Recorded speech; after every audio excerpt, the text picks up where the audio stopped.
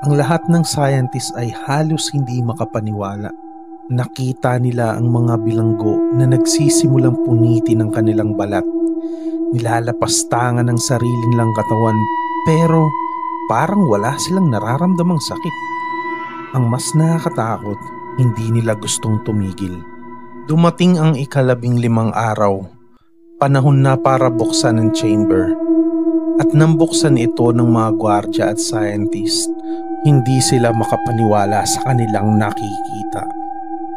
Wala nang natirang normal sa 5 bilanggo. Nagkalasog-lasog na ang kanilang mga laman. May isa na halos walang bituka pero nakatayo pa rin. May isa na punit ang dibdib, kita ang loob pero humihinga pa rin.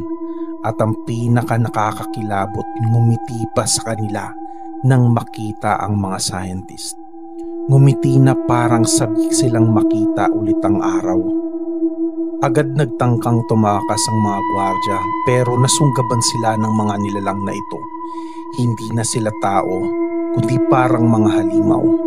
Kinailangan pang barilin ng mga sundalo ang ilan sa kanila pero kahit tinatamaan na, kahit sugatan na, lumalaban pa rin.